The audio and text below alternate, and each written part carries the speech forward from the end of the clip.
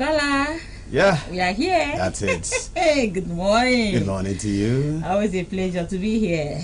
Yeah. A wonderful Monday morning as always, and we are grateful to be here. It's the last day in the month of July. 31st it is, right? Yeah, 31st. How time flies. I'm telling you, just like that. We are heading to the month of August. Oh, yes. Ha, from January, we've been talking about the month of August, and That's gradually we are getting there. Almost there. Okay. So it's a warm welcome to you, and this is Pathfinder on AM 45 Breakfast TV show. As always, we're reporting for duty. So from now up until 11 o'clock, it's going to be a time of entertainment, information, and education. My name is Etu Ikon.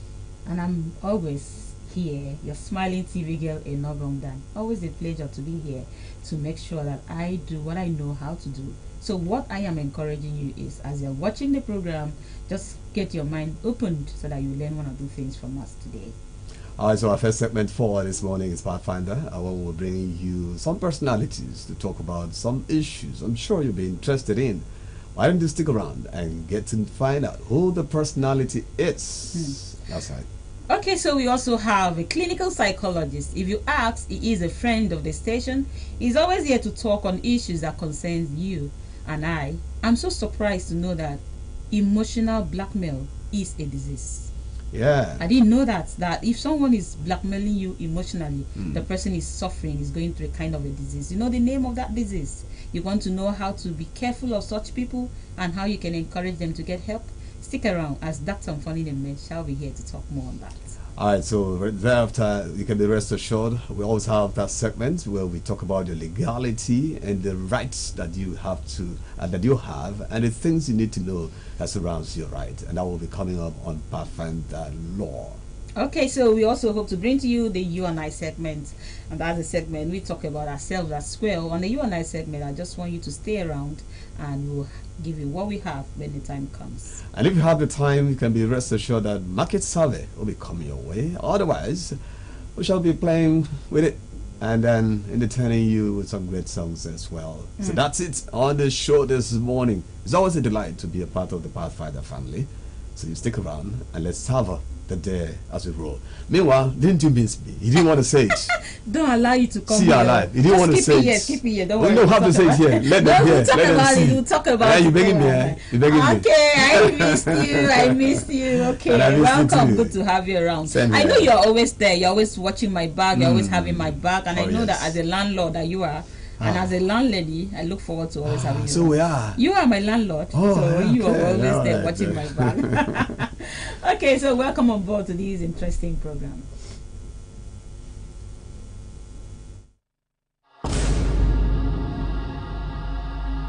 Akwa Ibom meshere, Akwa Ibom meshere o. Okone yo kabade, iminam kemafon. Akwa Ibom meshere. Okone yo kabade, welcome to Monday morning. Meshere, Ibibi Samado, Akwa Ibom meshere, Hana Mama, Akwa Ibom meshere, Oje Ibabu Pabang, Okone yo kabade, iminam kemafon. Akwa Ibom meshere, Ekiri Dediamo, Okone yo kabade, welcome to Monday morning. Meshere, Obono Tegi, Okone yo kabade, iminam kemafon. Akwa Ibom meshere, Okone yo kabade, welcome to Monday morning. Meshere, Okone yo kabade, welcome to Monday morning. Meshere, Pathfinder TV show every Monday morning 9 a.m. on AKBC channel 45. Pathfinder TV show, Pathfinder TV show every Monday morning 9 a.m. on AKBC channel 45. Pathfinder TV show, Pathfinder Leisure, sports, health, education. Pathfinder TV show, market survey, capacity building. Pathfinder TV show. Pathfinder Law and many more. Making your Monday morning worthwhile. Pathfinder Leisure, Sports, health, education. Pathfinder TV show. Market survey, capacity building. Pathfinder TV show. Pathfinder Law and many more. Making your Monday morning worthwhile.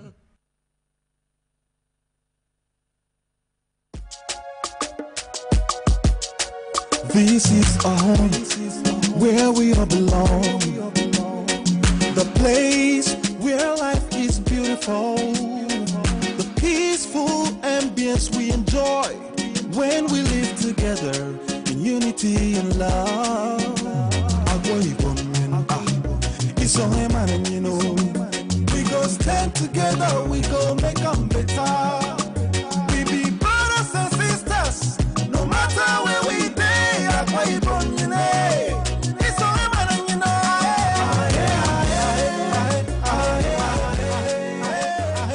No matter where we be, we are one.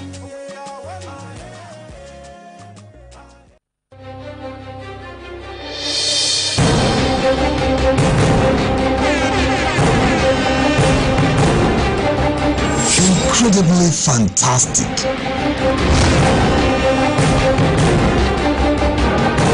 Joyfully alluring. The sight and the height of glamour. Catch the views.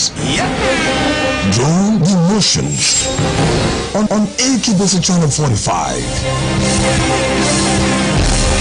Pathfinder AM 45, making your Monday morning worthwhile. Of course, it is a worthwhile Monday morning. This is the first segment of the program. As I promoted earlier, on this segment, shall be interacting with Dr. Pathfinder Am. He is a clinical psychologist with the University of Uyo, and we are here to talk on emotional blackmail. As I did say earlier, I'm sure some of you didn't know, like I didn't know then, that emotional blackmail is a disease. There's a name that is called that disease. And so those who in one way or the other try to blackmail you emotionally just to get one or two things from you are suffering from that disease. You get to hear from him as he will talk about that and more today. Thank you for joining us. Join me as I introduce my guest in the studio. Good morning, Dr. Pathfinder Am. Always my pleasure. Always a pleasure to have you here. And you know that Pathfinder is a household name when it comes to AKBC. Yeah, the only thing is that I'm not on the payroll till now. I attended a program the other day with Pastor Anitio, and I told him he should consider. What did he say? Yeah, but let me. Don't worry, we'll do something about that. We look forward to doing something about that. Good to have you on the program. Always a pleasure to have you come around. Okay, so at this point, as I told you earlier, we'll talk about emotional blackmail, and then I told you what it's all about. So, straight up, Dr. Pathfinder Am, what is emotional blackmail? It is, I wanted to say a crime, but let me say an act. Okay. That somebody wants to use guilt or uses guilt to control you, to make you feel guilty for either what you did or what you did not do. Okay. He tries to hold you by, as we used to say in legal parlance, by the neck, using what you did or what you did not do. In other words, by commission or by omission, the person tries to use that to control your life, to control your behavior, to determine your behavior, to make you say some things or do some things that you could not have done. Okay. Now, the major thing about emotional blackmail is guilt. He makes you feel guilty. He tries to use that guilt to determine your next action. Okay. Okay, so by extension, she forces you to accept to do some things that you could otherwise not have done. Okay. Just because he holds something against you. Okay. And now you remember that we all have ego. Okay. Ego, which is the part of our personality that we all try to protect. That is where we act out personality. You know, personality are in three levels: the ego, and the ego ideal. Now, the ego is where we actually act out their personality. And now, that's the one we all try to protect. And you even hear people talk about the deflating your ego, deflating my ego and all of that. Now, is that thing that we try to protect in us. And now, somebody that tries to blackmail you is trying to tamper with your ego. Okay. He does everything to make sure he tampers with that ego that makes the world to respect you. And so he tries to use that to make sure that you do what the person wants. Okay. Yeah. All right. So now, how do we know an emotional blackmailer? Well, first, from professional point of view, these are people that have what we call borderline personality disorders. That's the name of the sickness they're suffering from. Yeah, most of them have borderline personality disorder. Okay. Now, another set of people that can do that are people that have antisocial personality disorder. Okay. But I tell you that in most cases, we have cases of comorbidity where one person has borderline personality disorder and also has antisocial personality disorder. Okay. Now, let me try to explain the two of them separately and then join them together. All right. Now, somebody that has a borderline personality disorder is somebody that can turn guilt against himself, that can harm himself. He can, turn hurt, not guilt, can turn hurt against himself. They believe in what they call punishment hypothesis. They believe that, self-punishment hypothesis. They believe that if they punish themselves, they will be free from the guilt. So that thing helps them to hurt themselves, and they don't feel it too much. Okay. In fact, there are those people that are involved in self-harming. They're also involved in suicide. Either suicide ideation or suicide attempt or suicide act. Okay. Or then in terms of self-harm, they also get involved in what we call suicide, self-harm urges, or self-harm urges or self-harm act. Now, people like that, what they do is this. They will tell you, if you don't do it, I'm going to die, or I'm going to hurt myself. Yes. And put you into trouble. Okay. Because they can kill themselves, they can hurt themselves easily. They can do that easily. They can hurt themselves and put you into trouble. And because if they hurt themselves, the world will believe them. Okay. The world will believe them. Okay. And so they can use that to control you. Now, the other people are people that have antisocial personality. These people are antisocial are people that generally they get involved in trouble most times, and they commit crime without guilt. They commit crime without guilt. Antisocial people, they commit crime without guilt. Two, they get involved in trouble with the law enforcement agents easily. Police, NDLEA, and so on. Those are people, and those are people that, those top ones, if they send a new commissioner of police to Kwabon State, and they'll go and make friends with those people. Okay. Before you know, they are friends with them. Okay. But they commit crime. Number three is that they easily have alliances, that they have different names. You know, they may know them as one thing, go to Ghana for another name, go to Ikon another name. They have different names. They go to Lagos, you know them as different names. So those people are people that can easily blackmail you and use that blackmail to control you. Another thing about blackmail is that because it has to do with guilt, the person that wants to blackmail you may make you feel that if you don't do it, you become responsible for what happens to me after now. Okay. Somebody will tell you, if you don't pay my fees, I will not go to school, and the world will know that you had the opportunity to send me to school, you refuse to. If you don't pay my fees, I'm going to commit suicide. If you don't do this, you know, that ways. But then what is even worse with this is that sometimes they hold something against you, like, you know, it's becoming very common now in social media since the internet thing came, that people will send their nude pictures to another person, especially the females will send their nude pictures to a guy in the name of relationship, name of love. You know, that face point, and that love is blind, deaf and dumb. You know, person will just send nude picture to another person. Now, when things come down, when the chips are down, you want to pull out of that relationship, it tells you, if you leave, I will send this picture to the world. Okay. So he uses that to control you. In some instances, maybe you have a child for somebody, have a child for a guy, and you don't want to marry him. He wants to use that child to control your life, to make sure you marry him by force. So he uses those things to control you and make you feel guilty if you want to walk away from a relationship.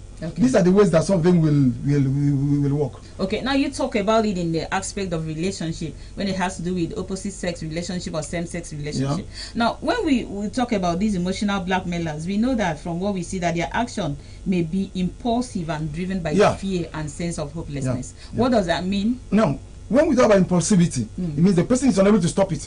He's come naturally or inwardly, the brain is craving for it. I'll give a very common example before we get to blackmail. People that have what we call OCD, obsessive compulsive disorder, are people that cannot stop doing a particular thing.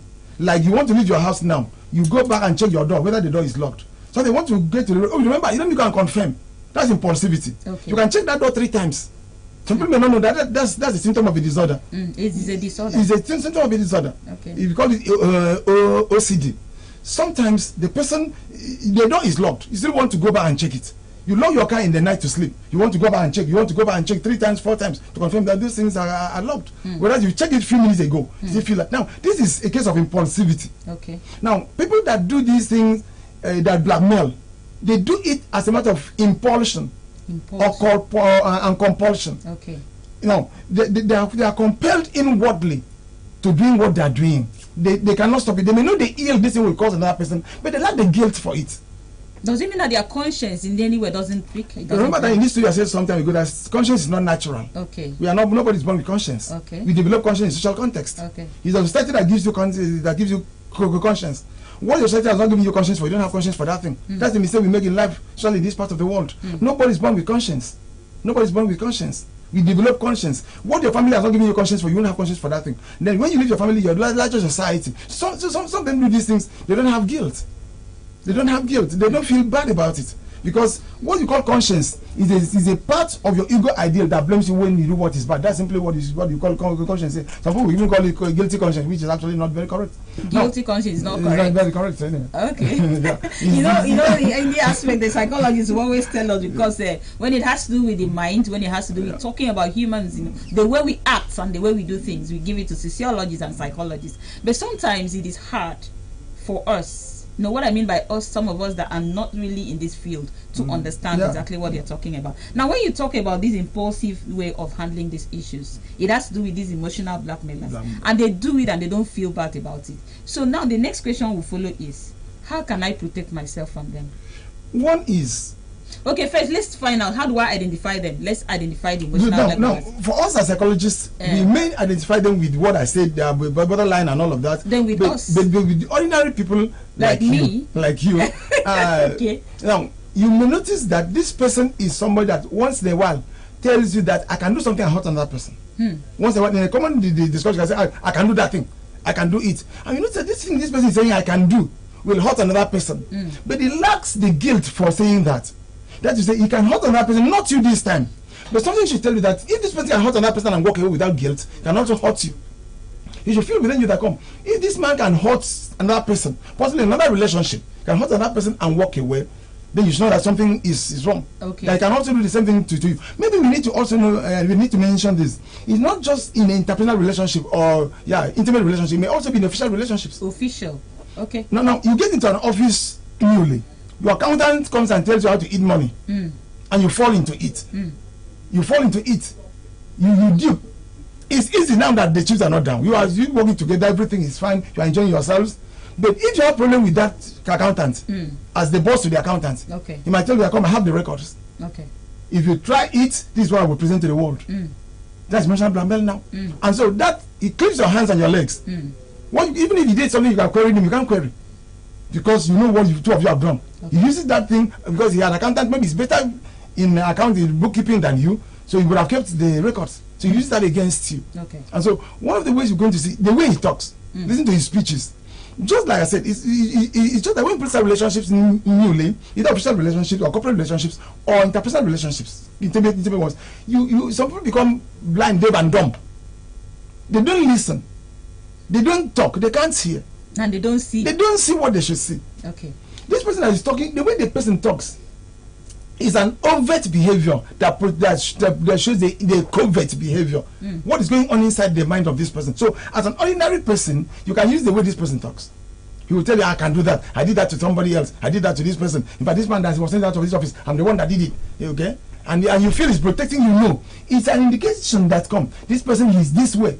So he can behave this way. So you better watch out for such relationships. Number 2 is, please, when you start a relationship newly, don't be totally loose. I'm not teaching, at this point, I'm not teaching paranoid personality. I'm not teaching you to develop paranoia. Okay. But at the same time, I'm saying, at the beginning that you don't really know this person. 1 year, 2 years, you don't open up everything. Oh, okay. You don't start sending nude pictures to somebody just because you feel you're in love with the person. You don't start telling the person some history, some stories, some things about your background, especially family issues. Okay. Until you can actually trust this person. Okay. And in the course, you watch out for this person, what this person can do and what he cannot do. and then what he said he had done before. These are indications that can tell you, okay, this person can do this thing. So you better watch out that this person has a tendency to blackmail. Okay. Emotionally. Okay. Now, at this point, I want to also give people who are watching a viewer opportunity to be part of the show, because that's always been our custom here. We open phone lines for you to be part of it. If you want to ask a question or you have any contribution to what you are hearing about emotional blackmail, there's going to be a phone line on the screen now for you to be part of it. But don't forget that it has been identified that those that blackmail people emotionally are those that have been diagnosed with borderline personality disorder. Borderline personality disorder, that's a BPD for short.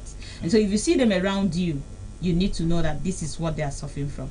Dr. Mfonine, you've talked about how I can identify these people, and then you talk about how I can protect myself. Yeah. But can these people get help? Yeah, they can. I think the truth is this: you sometimes don't discover that this person, the perpetrator, is sick. The person that does that is a sick person. In this part of the world, we don't actually believe that someone can be mentally sick. As I said before, and I always say whenever you are here, people think that once they say you are mentally ill, that means you are mad. We only attribute mental illness to madness. But here we are told that psychologists will always tell you that you can be mentally sick if you have different disorders, and then you need to seek help. All right, Dr. Mfonime, let's see how we can pick a call here. Okay. Hello, good morning to you. Hello, good morning. Turn down the volume of your TV set, please. Good morning. Hello, good morning. Yeah, good morning. Go ahead, your name and location. Okay. Please, when you call us, turn down the volume of your TV set. Hello, good morning. Okay, I'm sure we are going to have people call. Hello?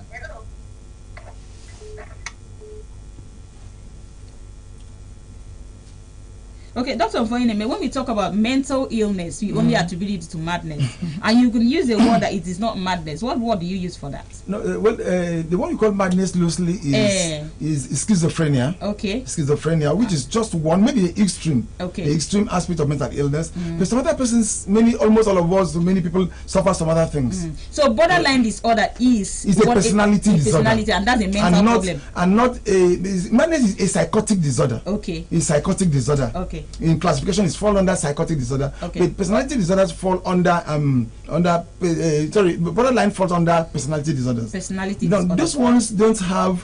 They are not psychotic. Okay. They have not lost contact with reality. Okay. They are still conscious of themselves. They may dress fine. They walk around the society fine. They still go to work.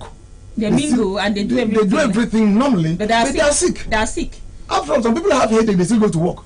Some people have stomach ache, they still go to work, isn't it? Okay. People have malaria, they still go to work. Okay. The same thing, somebody may have some other mental illness, just that it's not totally psychotic. Okay. As a matter of fact, even those who are psychotic, it depends on the level of psychotism. The person may still go to work. Okay. May be managed. All right. So we are going to still try to pick one or two calls to see who has a contribution or a question. Hello, good morning to you. Okay, as we are picking the calls, we are trying to identify. Now, how do I protect myself from such people? You mentioned that I don't have to give out my secret. I don't have to send nude pictures. I don't have. Is it just that? Is there some other things I need to do so that when I have these people around me, you say they can be in my workplace, you say they can be my friends, they can be my family members, things I can do to protect there myself? are things you can do. Hello, good morning. Good morning to you. Okay. You see, small children are home now on holidays, and so when they see a program like this, they'll pick their parents' phone to call and do one or two things. But I'm sure we can pick one call or two to find out if anyone has a question. Hello, good morning. Hello? Okay, Dr. Mfonine, go ahead, please. Yeah. So in addition to the fact that you can protect yourself by being careful at the initial point of every relationship. Okay. Be careful a little. That does not mean that you don't trust. But be cautious about what you do, what you give out, how you relate, how you fall into traps at the beginning of relationship, whether interpersonal, intimate, or official relationships rather. Be careful how you get in there. Now, also, another thing you can do is if you observe that this person is this way, watch out for the content of speech. Okay. Watch out for the content of behavior. So it could be reflected in the way the person speaks. You mentioned it before. Yeah. So if someone threatens me, like somebody tells me that thing you did, if you do it again, I am going to make sure I expose you. Yeah. I'm going to make sure I tell the world who you are. I'm going to make sure I send this, send that. That's a sign of it. That's a sign. Or it tells you I've done it to another person. I did it to the other girl. I did it to the other boy. I did it to my boss in office. I even did it to my boss family. I can do it again. Okay. Or you might not tell I can do it again. I tell you I did it. I'm the one that did it. Okay. Okay. All right. Don't take it as if this person can never do it to you. Okay. What he did to the other person, he can do it to you too. He can do it. Okay. That's how he is. Because we do a personality condition. Personality means enduring characteristic. That's what we do. For us in psychology, personality means an enduring characteristic of an individual. That's how this person is. Okay. It endures over time and situation. That's how the person behaves. That's how he will behave again tomorrow. Okay. You will try. That's how he behaves. So you should understand that what he did to somebody else, he can do it to you. Okay. He can do it to you too. So you become conscious. Then another thing is this: you can also suggest to the person to seek help. In Africa, we don't seek help mentally until the person actually comes down with schizophrenia. Otherwise, you can advise the person to please seek help. Okay. Let the person know that this condition is. If at all the person is ready, is ready to accept the fact that he or she is sick. Yeah. You know, I keep saying it whenever I talk to you that it's hard for some of us over here in this part of the world to believe that we are having anything apart from the normal sicknesses that we have around, like you said, cancer, they say malaria, they say, oh, that's when sick. When it has to do with the health, we don't really pay attention. We usually don't give attention to it. What could be the problem? What is wrong with that? Is the level of orientation, level of civilization, the level of education that we have in this part of the world. And unfortunately, the way they presented Christianity to us and other religions, or spoil things, they make you feel that anything that's not spiritual anything that's not physical is spiritual. Okay. That's the mistake that we make. Okay. Our belief because of religion is that anything that's not physical is spiritual. And so anything you cannot explain physically, you dump it into the spiritual realm. Okay. That the thing is caused by witches and wizards and all of that. You know, I think that's one major thing that we need to control in this part of the world. There's a realm of life in between physical and spiritual. That's psychology. That's where mental health lies. We need to understand that fact, that everything that's not spiritual or that's not physical is not necessarily physical. There's another realm of life that we should give attention to if we must make progress in this country. And you know, I've always been saying, not just people that walk around, our political leaders need psychologists. They need to look at it. Sometimes listen to the speeches made by some of them.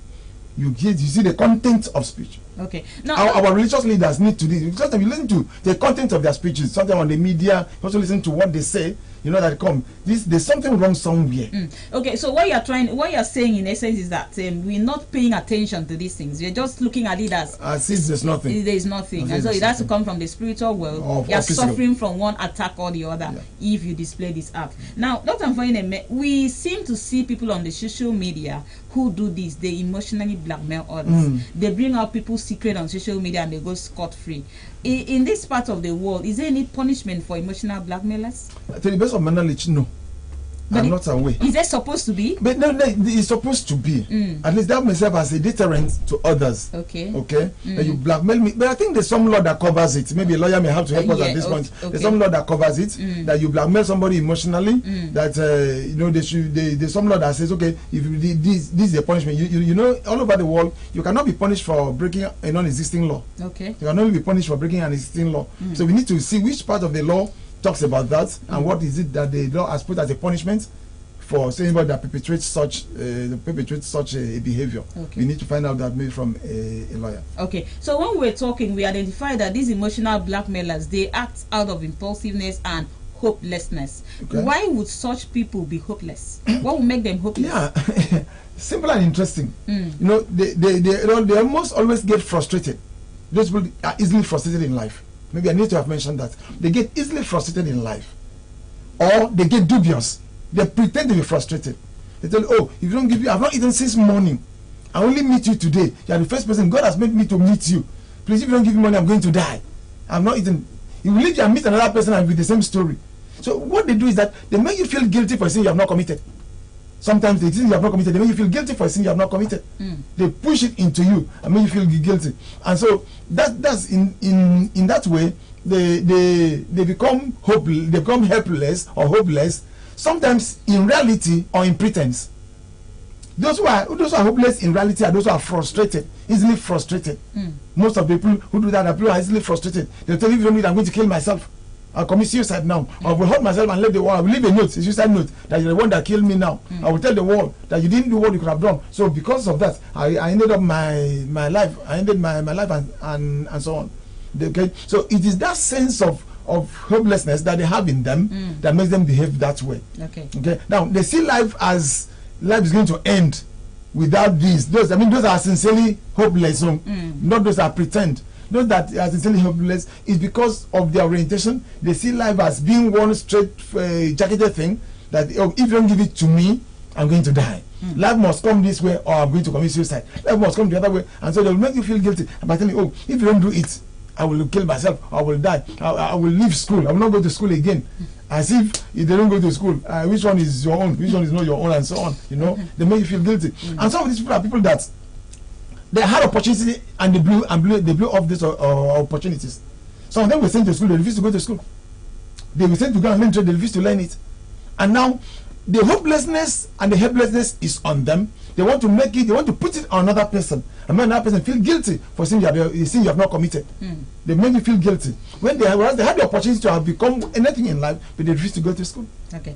Now, Dr. Mfanyama, as you are talking, are you aware or do you know that there are some who are in relationship? Let's talk about opposite sex relationship. That some who are in relationship, especially the female gender, who are going through this in the hands of the so-called boyfriends or male friends, and they are still there because one, they don't want to have issues in the society, or secondly, they don't want to see as single people, they just want to be there, especially those who cohabit, those that just stay with the man and the woman just to become a family and all that. Do you know that there are some people who are going through this? No, I know.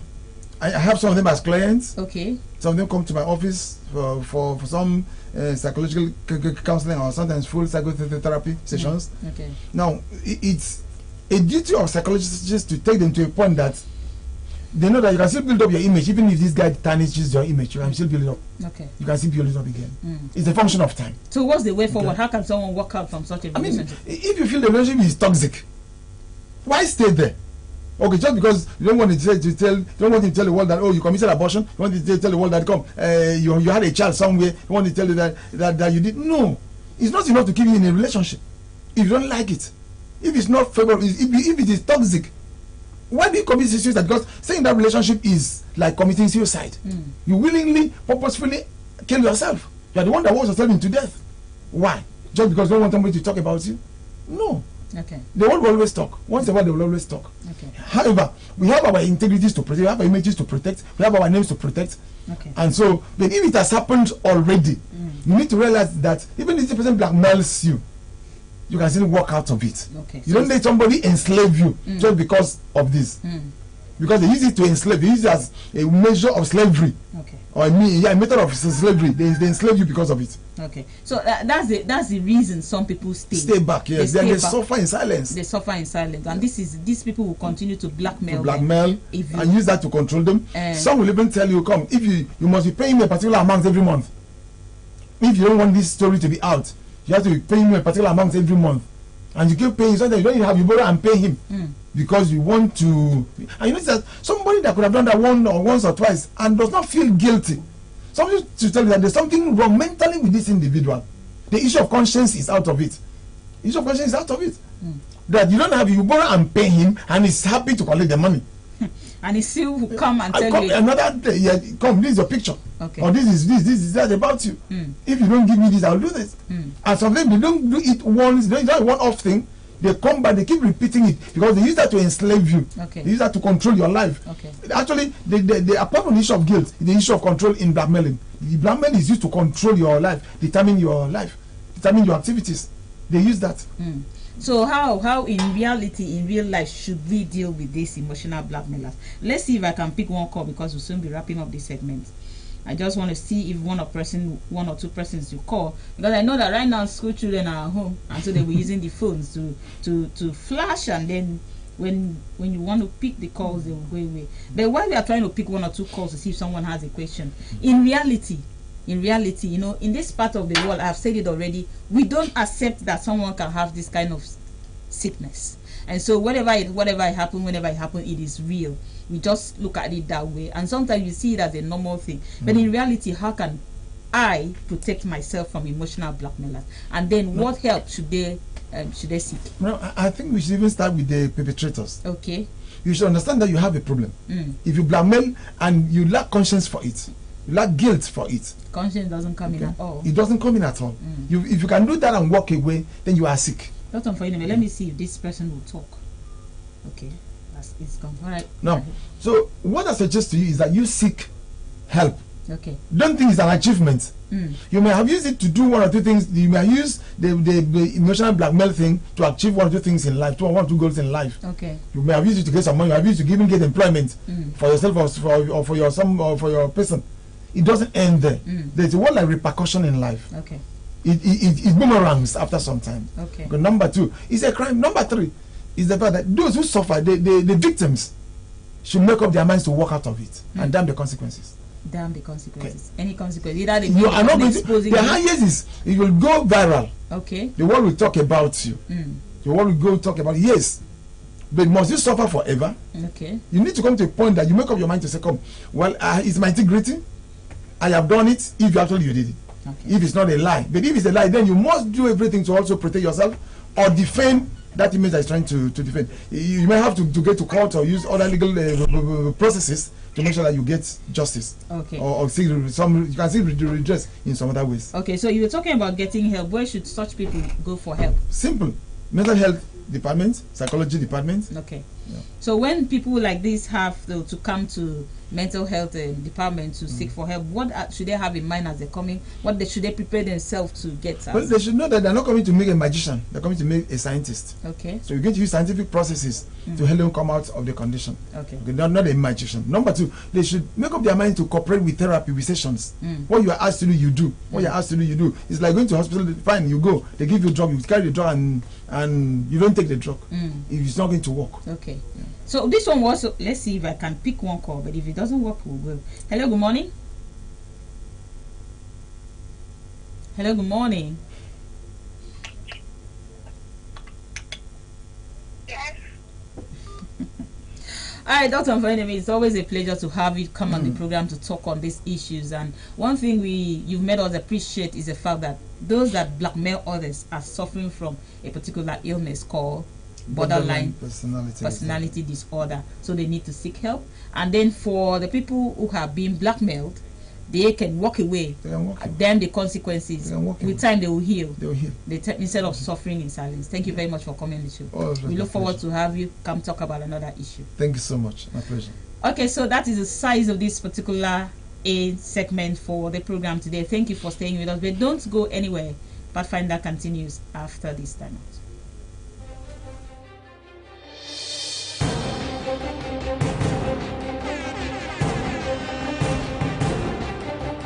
Incredibly fantastic.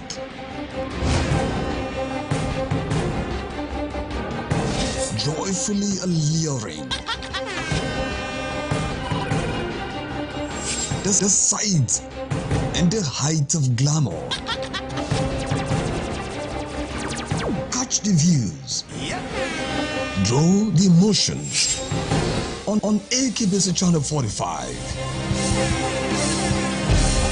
Pathfinder Am 45, making your Monday morning worthwhile.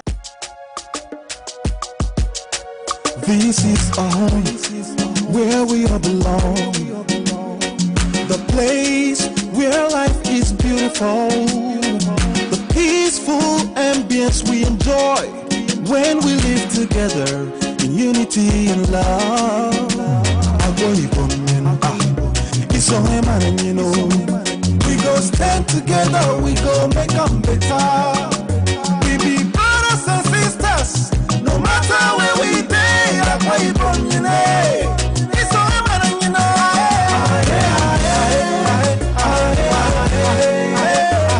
No matter where we be, we are one.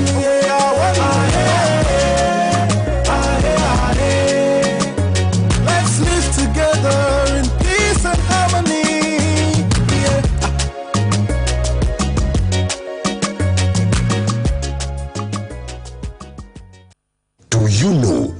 have the right to quality broadcasting? The National Broadcasting Commission says any person, group of persons, or organization aggrieved by the content of a broadcast or the conduct of a broadcast station may lodge a complaint to the station and all right to the Director General, National Broadcasting Commission, number 20, Ibrahim Taiwo Street, Asokoro, Abuja, or send a mail via info@nbc.gov.ng. Please ensure that your complaint includes name of the broadcast station, title of the program, date and time of broadcast, and essence of the complaint. Also remember to include your name, address, telephone number, email, and append your signature. Note that your complaint must reach the NBC within 14 days of the queried broadcast. NBC, your right to quality broadcasting.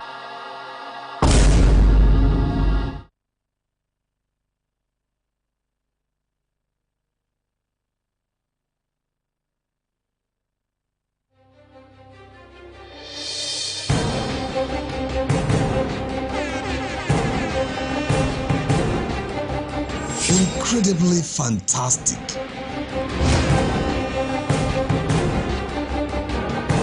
Joyfully alluring. The sight and the height of glamour. Catch the views. Draw the emotions on AKBC Channel 45. Pathfinder Am 45, making your Monday morning worthwhile. A beautiful Monday morning once again, and a warm welcome to Pathfinder on AM 45, and of course we are right now on the segment Pathfinder itself. Pathfinder segment is where we bring on personalities across the state, in and without, and of course we talk about certain things, especially issues that has made so much headlines. And this morning is no exception, as we are playing host to a man of the people, a contemporary man, a young man, someone whose fashion and technique system, everything is admirable from the onset start. I mean, you should understand what I'm talking about, but then let me not just cajole you much more. Let's welcome this great Akwa Ibom son that has made us proud, especially the young folks and even the politicians alike. Well, recently, he just made himself a politician. But if you ask him, he will tell you he's not a politician. But we have known that he is already a politician. Ladies and gentlemen, it's my pleasure to welcome the President at Large, Bush House, Nigeria. Let's make welcome Akparawa Michael Bush, the boss. Very nice to be here, Topsy. Good to see you, boss. Thank you for inviting me. I was here on, I think, Thursday, and I told Pastor Eddie James that I'll be back here on Monday with you. Oh, yeah. Great. We're happy to have you. Absolutely. Okay, boss. Today we are not talking about Akwa Ibom World Leaders Union. We are not also talking about your lifestyle, your personality, and that thing that made you the you are, you know, that enigma. But we're going to talk about the concept, the idea, you know, called Bush House, Nigeria. And on the 25th of July this year, you celebrated the 20th anniversary of Bush House, Nigeria. And that means a whole lot, I'm sure. And it takes you back, the starting point, to the finishing, and up until this moment, even though it's not finishing. So I'd like to find out from the onset, what would you say took you to Bush House, Nigeria? And why the concept Bush House, Nigeria? Was it a dream and it happened to come true, or is it something that you just felt, oh, I should start off something in your creativity, in your innovative mind? Let's get to know. Absolutely. In 2021, and by the way, thank you for inviting me. It's good to discuss Bush House Nigeria 20 with you, Topsy. Thank you. In 2021, I left AKBC. You know, I was actually at Radio Akwa Ibom, and I needed to run for chairman at Uran local government. That quite didn't work out. 1 year later, in 2022, I started nursing the dream rather than just being idle. So one day, I had a dream. Real dream at night. I saw myself presenting on TV. So I wake up in the morning. I had one senior friend then, now he's become like an elder brother, engineer Emmanuel Akpan. So he still works at our Department of Works at the University of Uyo. So I called him up and I said to him that I needed to use his car. So he brought his car. I drove it to Abak, where the then general manager of NTA lived, and that is Deaconess Mrs. Christy Obot.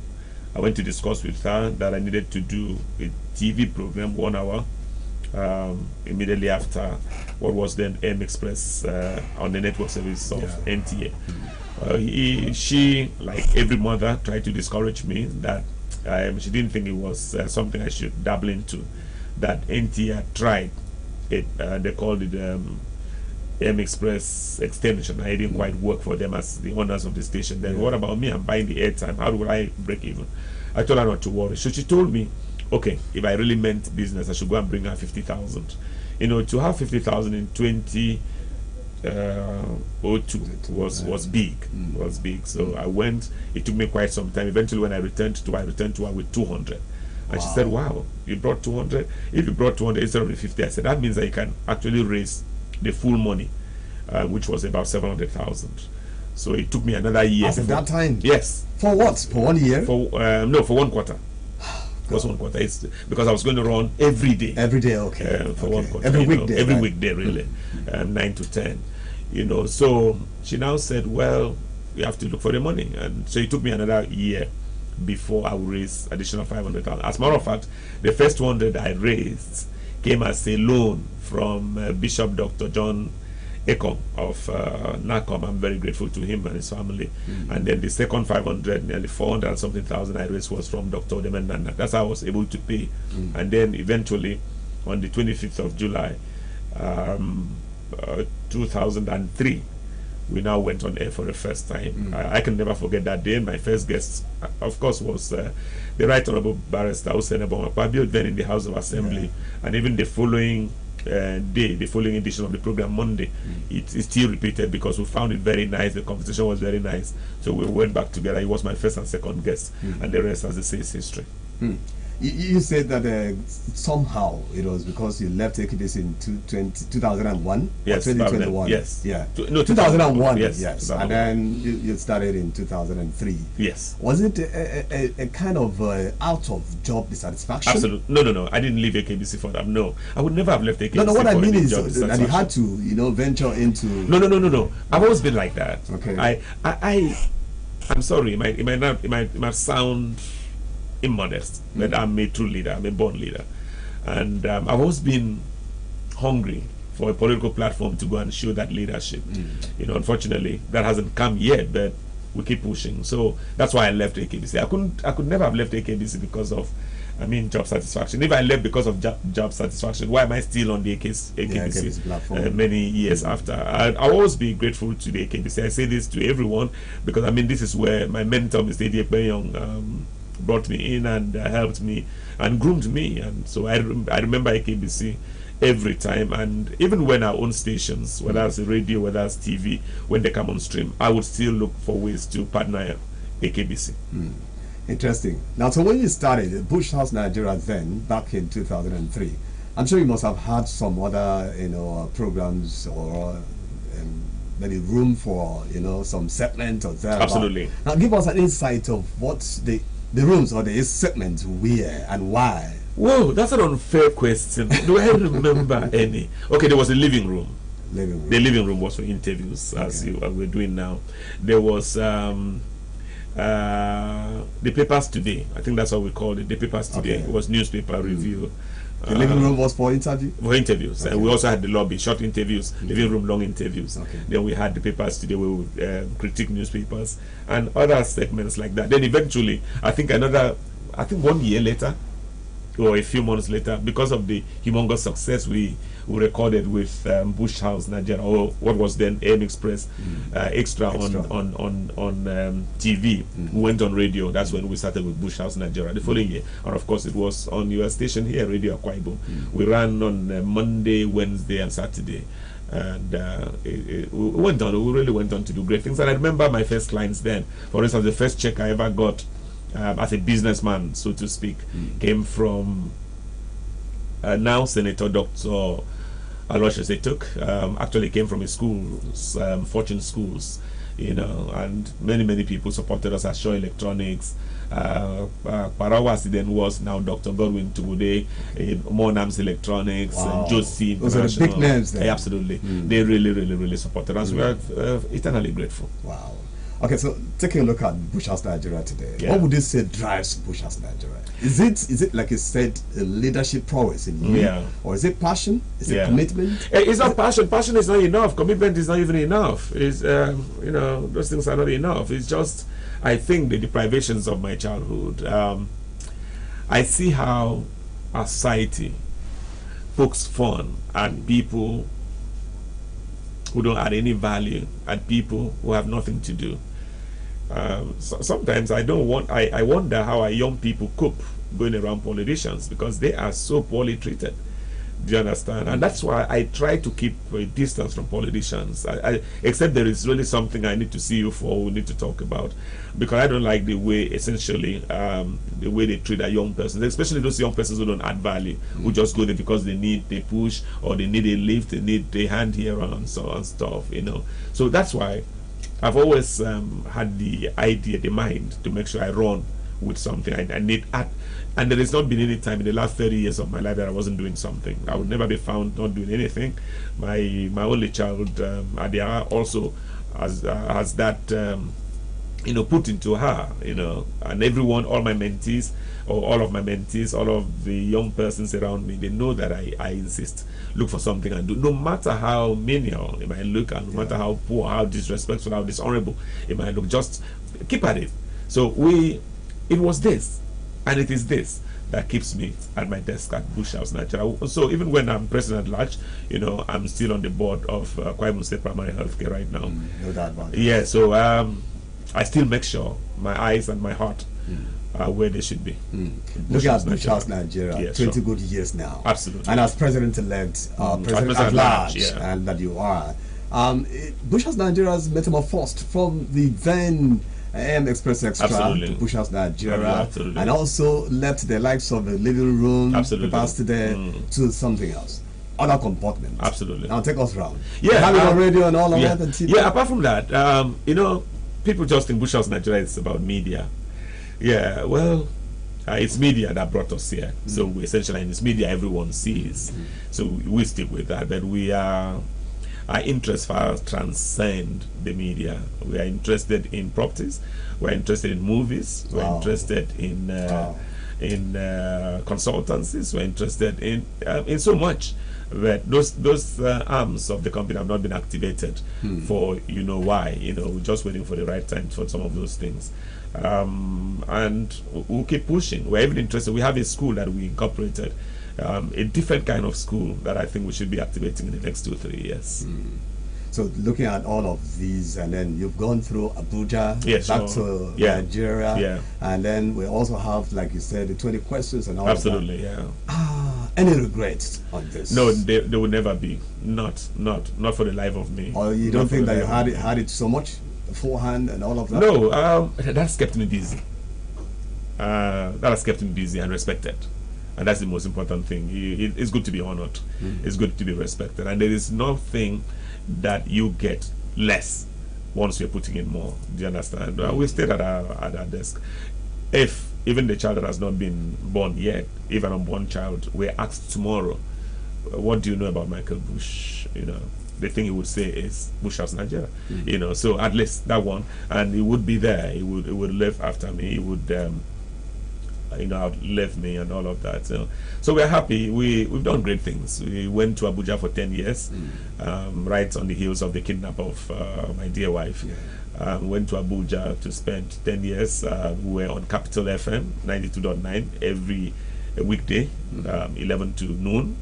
We did that for 10 years. You know, part of those 10 years, about 3 or so, we were on the network service of Radio Nigeria for 1 hour every Saturday, 4:30 to 5:30 p.m. And no Nigerian has done that because it's too expensive. It cost an arm and a leg to do that. But we were there. We ran on the network service for about 3 years, running that huge, humongous program, Bush House Nigeria. You know, so, and then we, as I wrote yesterday on Facebook, we've been around the world. we've done Bush House Nigeria live from London. We've done live from Chicago, New York, and Detroit in the United States of America. I think we even did something in Dubai. I've forgotten, but since I wasn't very sure, I had to keep that away and all of that. So I will continue to push. Bush House Nigeria will continue to grow. We're just waiting now for our radio station to come on air, probably in December. Yeah, then we can take it from there. I was coming to that. Yes. You know, also the Bush House Nigeria for 20 years. That's massive. Absolutely. That's massive. Yeah. I was about to ask. Having gone through radio stations, Yes. online, television stations, and all of that, what would you say you leave as legacy? Is there something that would like say, okay, this is Bush House Nigeria now, in reality? Absolutely. I like the respect and the love I've enjoyed. I like it. I like it. As a matter of fact, I love it. I'm especially grateful to Dr. Anetukwe, the DG of the station. As a matter of fact, you know, in spite of having, or in spite of being an old boy of Bush House Nigeria, Dr. Anetukwe has almost, perhaps unconsciously and indirectly, almost single-handed, made me to fall in love again with the AKBC. You know, because of I think he understands. Was there any time you were out of love with AKBC? No, never. I just say he made me to fall in love again. You can be in love and then you fall again, in love again, and all of that. So I think he understands how difficult it is to be an independent producer. Not only in Nigeria, but I'll say more so in Akwa Ibom. He understands because he gives us tremendous leg room and all that. And he also sees what we are doing. Do you understand? At Bush House Nigeria, we're not transactional like that. We're not transaction crazy. We just want to help. We just want to help inform the people better, entertain them better, and then educate them better. And then you notice that if you're doing the right things, especially in these states, if you do things the right way, it's very difficult for you to make money. Do you understand? So he understands do that. things the right way. Well, I said that. I said that, that. and if I put in 30 years in the States, nobody can come here and say, "Oh, what you said is not right," because that is the truth. And it's not even just in money area. In every area, if you want to follow a straight path, it's going to take you more than 40 years. So once you cut corners to get to the the promised land. Well, you put it in your own words. I've said what I wanted to say and all of that, you know. So we are grateful. We appreciate the help. I wrote on Facebook yesterday. In fact, my column Talking Nonsense this morning. The title is So Now What Next? You know, I was talking about Bush House Nigeria 20 and all that, and I said we have been greatly helped by God and man, and we remain eternally grateful. So that is it. We've done all that there is to be done. And we keep pushing until our own stations come. When our stations come on stream, we'll still keep pushing because there's not any way to end with the question, so what next? So 20 years of Bush House Nigeria, without any stopping, without any regret, without any challenge that has had kind of say, okay, Bush House Nigeria is not existing. And then all of a sudden you came up, someone would say, okay, it broke. There was a break between Tusuya and Tusuya. Instead, we have had this. Absolutely, uninterrupted. Even when we went off here, we would be in Abuja. If we went off here, we would be there. Yeah, that's what so I'm we've saying. always been, we've always been on air. And it's to the glory of God. Oh, yeah. Because it really, see, it costs too much to be an independent producer. I know. It costs too much. And that's why I don't think I would ever forget the AKBC. Never. I think AKBC just understands that, what is this man even doing? It's just for the good of even the station. We provide content for the station. We help the station. We help government. We help the people. So they have given us tremendous leg room. There we also went on, and that's another station that I need to thank quickly, Excel 106.9 FM. Mr. Tibukum has been equally fantastic. 2 programs we have run on that station. Number 1 was Michael Bush PLC. Number 2, Happy Hour Loop that we just pulled the curtains on last Friday. He would always come to us, please come and run something on my station. Please do this. It's never been essentially about the money. Then there is Comfort FM. We're also grateful to Comfort FM. We're grateful to Atlantic FM. Those are, I think, the 4 or 5 stations we've done something with. And then, of course, NTA. We've done something with 4 radio stations, is that right? Yeah. And then 2 TV stations so far. We've tried. You will not get to any of those and say, oh, he did this, oh, he did this. No, you will not get that. We always leave behind good records. But on the AKBC, we are never going to go away. I said that. Even when we have our own stations, I like to see AKBC as partners. We do exchange programs because I believe that this is the best. Really, Wow. yes, yeah, Wow. I believe. No, Wow. there's no gainsaying that. The station is really good. No doubt about the that. stations are good. You have tremendous quality. You have everything. It's just that I believe that very soon you have better equipment, so you can continue to have a better reach. Amen. You said something about pulling cotton on a program. Yes, happy hour loop. Yeah. Happy hour loop. Yes. Why? Because I, as much as I know, I think one of the recent programs. You Yes, added to yeah, the 4 process. months only. Happy It was hour. just 4 months old. So why pull the cotton? Yeah. So why didn't you ask me, Topsy? Why did I start it? Okay, so why did it start? That is it. You know, people don't ask. When you start something, people applaud. When you stop, You know, when you start in the program, absolutely. a lot of people, everything you start, Sure, absolutely. works out well. Absolutely. So one will begin to wonder, how did he get the idea? Absolutely. And where did he get it from? You know, so we have to stop happy hour loop because we wanted to help Governor Moino start well. Wanted to help the governor and then to get the people to understand what he meant by happy hour. You remember when the governor first propounded the idea of happy hour, all sorts of things were being said. People wrote, even around the world. So what we did was we came on, started that program, and even got people around the world to talk about happy hour. And people gave and they loved the concept that we brought in. And we said, look, what is even wrong with being happy? People thought it was about drinks, but we've done that program. We did that program for 4 straight months. That comes to about 16, 17, 18 editions. Not one day did we do alcohol, not one day did we do drinks and all of that, but it just shows you that was the concept, that was the idea from the governor. We needed to make sure we have water to the ground. It's only the governor that can give the increase in this context, you know. So we've done with that. Now the people are at home. Everyone is discussing happy hour. Everyone is happy with happy hour. Why do we continue it? Okay, so when we need to pay for it, we can't afford to pay for it. Yeah. All right. Well, if you just join us, the program is still Pathfinder on AM45, and as you can see, we're playing host to the president at large, Bush House Nigeria, Parawa Michael Bush, and of course we are celebrating with him on his 20th anniversary. Let's talk about Bush House Nigeria 20. So much to talk about. We're going to look at the celebration proper and what he's derived from the 20 good years of stay in Bush House. It's not to say that it's stopping, but then we'll take a break right now. When we come back, Pathfinder, continue. Stay with us.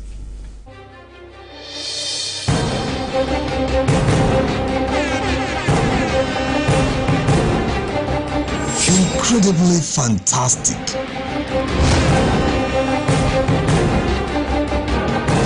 Joyfully alluring. The sight and the height of glamour. Catch the views. Draw the emotions on AKBC Channel 45. Pathfinder AM45, making your Monday morning worthwhile. This is home, where we all belong. The place where life is beautiful. The peaceful ambience we enjoy when we live together in unity and love. It's only man, you know. We go stand together, we go make them better. We be brothers and sisters, no matter where we be. It's only man, you know.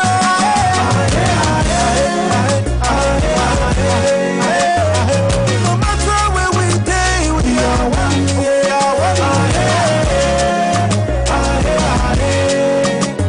Let's live together in peace and harmony.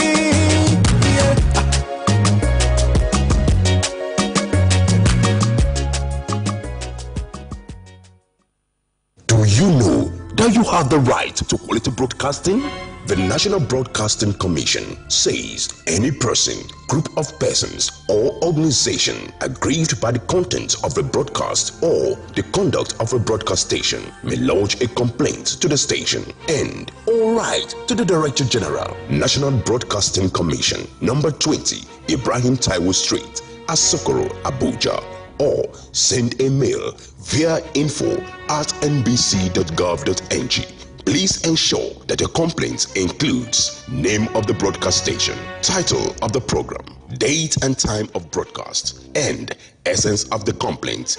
Also, remember to include your name, address, telephone number, email, and append your signature. Note that your complaint must reach the NBC within 14 days of the queried broadcast. NBC, your right to quality broadcasting.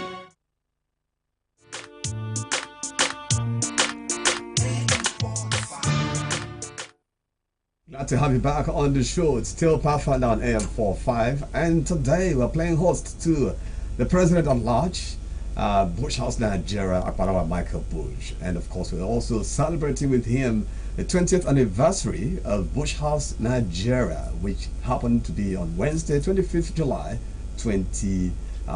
That was Tuesday. That was Tuesday, yes. Yes, Tuesday. Yeah, Tuesday, Yeah. not Wednesday. Yeah. Okay, so we are here as Pathfinder to also celebrate with him and say, hey, boss, you've done so great and we are very proud of you. So, boss, getting back to the question, Yes. pulling off of the curtain, and you said the happy hour was pulled out. Yes. So what happened? Is there any other program? Well, That's- it remains to be seen. As a matter of fact, I'm even going to pull out of more programs. We run Akwa Ibom Calling on this station every Monday. you want to pull down that? No. Please, So we run Akwa Ibom Calling on this station every Thursday, 4 to 6 p.m. We run the same program on your radio arm, 90.5 FM, every Tuesday and Friday, 4 to 6 p.m. as well. I'm pulling out of, no, I'm not pulling down the programs. I'll allow those programs because, I mean, your station has been quite understanding. There's no need to pull down the programs. Okay. But I'll pull down myself as the presenter. I'm going to take about a 3-month break from presentation, from live presentation. Perhaps come back in October. If I don't come back in October, then it's January 2024, and by that time, or December, by that time our own station will be on. So perhaps the next time they hear my voice as a live radio presenter after this week would be in October or December or January, one of those. You're referring to on the television or both television and radio? And radio, everything. Everything. I won't do any more live programs. I need to pay attention to myself and to my life. I'm 52 on the 12th of August. Another 11 days. Yeah. I've lived my life for people. I've lived my life even for this state, even for this country. I need also to take it. You can even hear from my voice, the Yes, stress yeah. and all of that. I need also to look for ways now to help myself. Okay. Yeah. All right.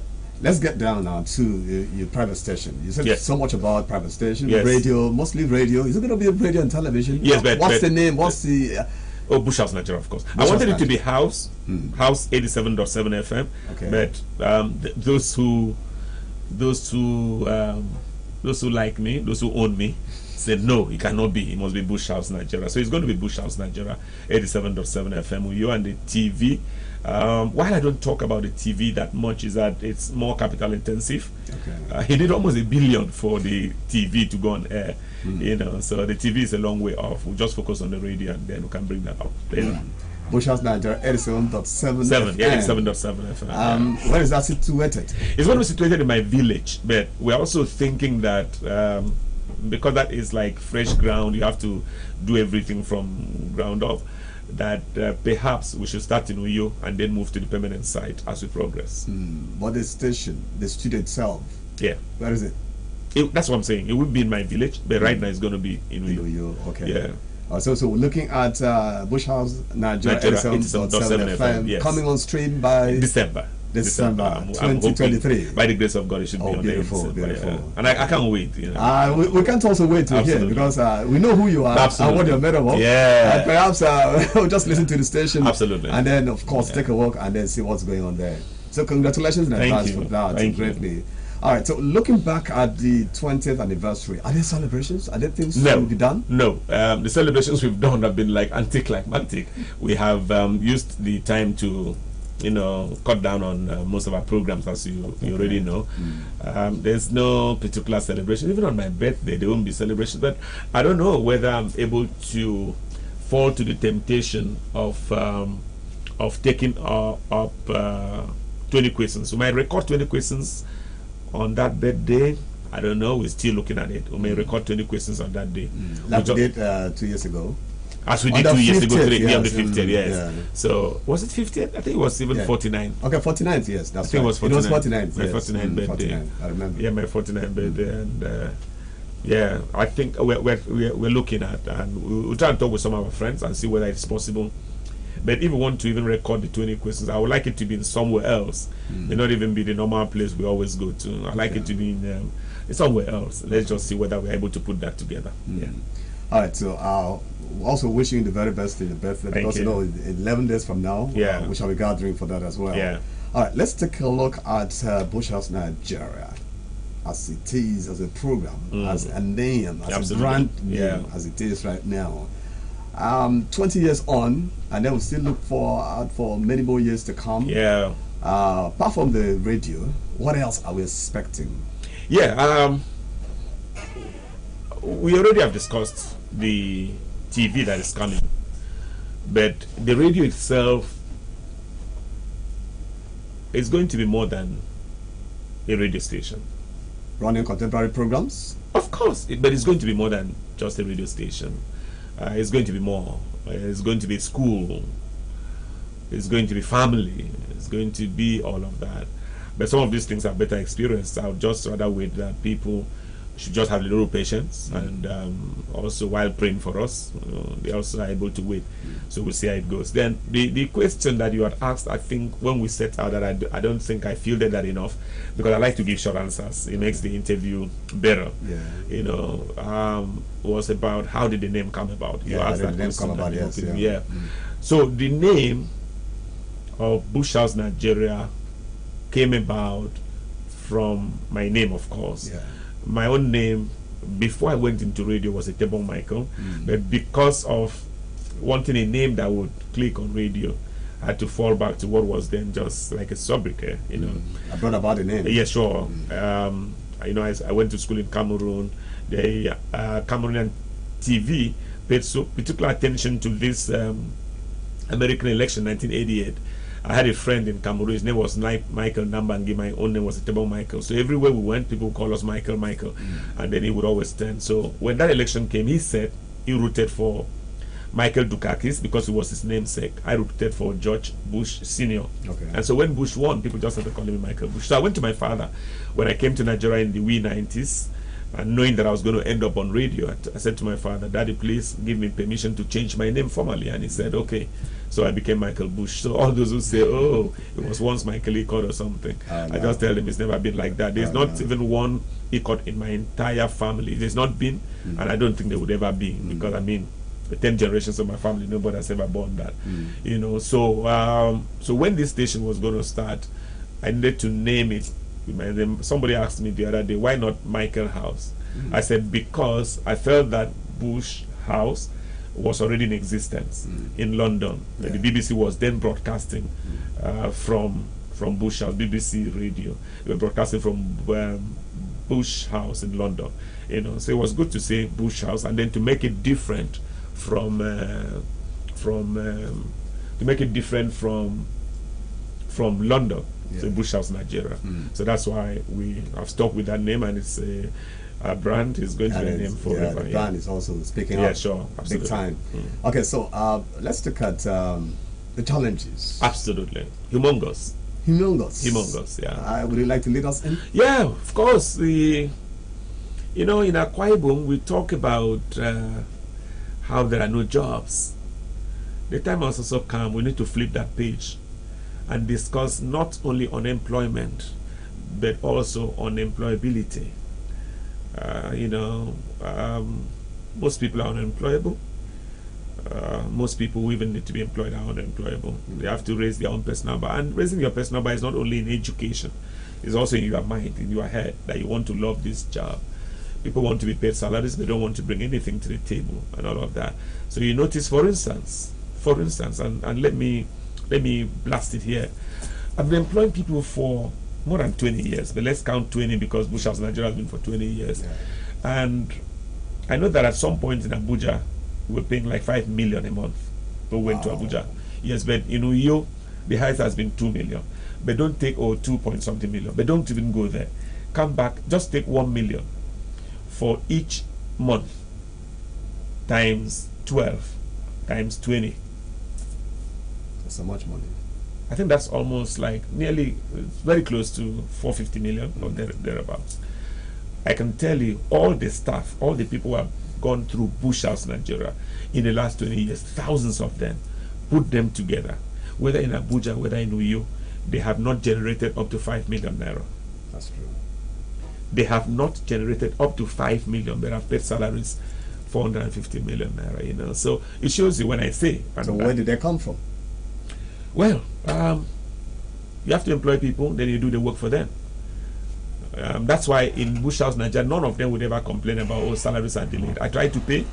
As a matter of fact, sometimes I paid as early as 15th of the month. You know, sometimes a bit delayed, but they would never complain. Even if salaries in Bush House Nigeria were delayed for 3 months, they just know that the man will pay them. One day will just wake up and pay everything and all of that. So they will never complain, you know. But it's not also good for the business. That's why you find most people who have money in this state, they won't even do business. Yeah, it's not good, because even those we have employed, they want to better their lot more. Do you understand? They don't want to help the business at all, not knowing that if the business improves, they'll earn better wages, you know. And if the business dies, they are gone. They won't have anywhere else. But people will just move on. But I am committed to Bush House Nigeria. I mean, it's the seat that God gave me. It would never die in my hand. Nothing else has ever died in my hands. I remember even these 20 questions came from my mentor, Mr. Edi Ekwenyo. I'm still keeping it alive, grooming it and making sure it's even. I'm nurturing it. I'm making it better. Do you understand? It used to be just a radio program. Now it's gone on TV. Now it's gone online. Now it's global. Everybody talks about 20 questions in Nigeria and all of that. So that's another point. The other thing is the way, whether it's government, whether it's the people, whether it's the private sector, I think there's an unwritten code. Don't support Akwa Ibom, don't support somebody in Akwa Ibom, don't support. I don't know, but that's part of the challenges that we notice here, you know, and we'd like to see things change.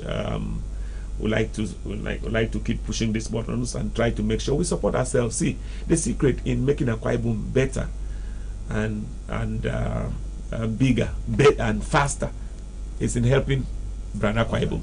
Any Akwa Ibom person, even if it's an enemy that is doing something to add value, please support that person. We don't need to play politics with that. We don't need to be, oh, it's APC, it's PDP, it's YPP. We don't need to do that. Let's just support, because that's the way to grow this big state that God has granted us. So those are some of the challenges. But we at Bush House Nigeria, we don't look at challenges as stumbling blocks. We look at them as stepping stones. And that's why always and always, 25 hours every day, you would see us hit the skies flying rather than just wait there complaining. Okay. Let's see how we can give chance to our viewers right now. Can we do this first? I want to do this presentation first. Can we do this and then we'll come back and sit down? Okay, so you have some things to present to this live studio right now. Yes, as part of my thank you, my unending thank you to the AKBC family, and this is just a continuum. It's not a one-off. And you had promised something as well. In fact, I was just going to speak about that. I think on my birthday, I'll be able to send the seats that I promised. I'll need to send you some swivel seats so that they would match with this beautiful table you have here. I'll send, and that's how I've told people when I came in to donate 2 giant 5-ton air conditioners. I told people, come and help AKBC. AKBC is all we have. AKBC is our own CNN.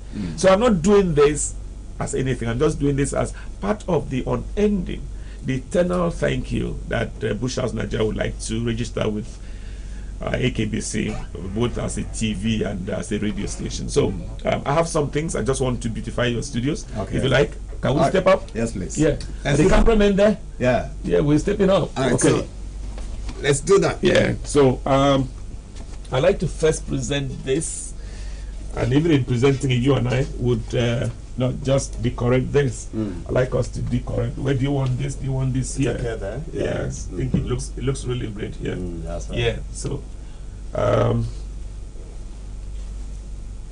brought some of these things so that we are able to. Where do you want this? I think this one should be here. Should be, This one can go. This one can go up. I hope this one. Yeah, but yeah, great, excellent. So I hope this is shown. Oh, I wish it was possible for me to see how this looks. I hope it shows. Yeah, this is. It shows that something is happening here, and it's really nice. And this is just like we just started. I hope So that many more. Yes, sure. Many I hope more. that when I come here, when I come back on my birthday, I'll try. I'm not sure I'll be in Akwa Ibom, but I would like to come and still add some more stuff here, and then bring the seats also. Okay. So it's a way of continuing to say thank you to this wonderful family. That Thank you gave so birth much. to me On behalf of AKBC Thank you. management, I must say Absolutely. thank you too Thank you. for this. Thank you. We're Thank grateful. you. Thank you, the boss. Thank you. Appreciate it. All right, boss. Yeah. It looks good now. Yeah, it looks I like good. the way it looks. Beautiful, beautiful indeed. like the way it If my looks, camera can, capture that. Yes, I agree. I Okay, like you can yeah. see. Okay, not yet Yeah. captured. If the camera can capture that, I would like to see how it looks like. Yeah, I Okay, want to see how that's it Tosi there. looks on it. That's it there. No, I can't see it. Okay. Where? Let's see if the camera 3. Can you do that? Yeah, I'm ready to look at it. Okay. All right. So let's Yeah. see if camera 3 can get that done. All right. That's it. Okay. Okay. All right. At least we can Yeah, manage sure. that for now. At least it's there. Yeah. All right. So we'll allow you viewers to join us now, and the numbers are already there on the screen. Director, if you can, please display the numbers: 0703 046 0588. To have just few more minutes to round off, and the boss is still here. Bush House, Nigeria at 20. What would you have him say about Bush House Nigeria at 20, or perhaps ask about the Bush House Nigeria 87.7 FM? What job you want to be a part of the Bush House Nigeria 87.7 FM? Well, the boss is here, and then you can also speak to him. The president at large, Bush House Nigeria at 20. So if you call us, please do remember to turn down the volume of your TV sets and then go straight to your question. 0703 046 0588. I'm almost tempted to move into your personality. The boss. Yes, why not? Let's go there. But today was dedicated to Anything you Nigeria. want. Anything you want, let's go there. Okay. I'd like to ask you something about this.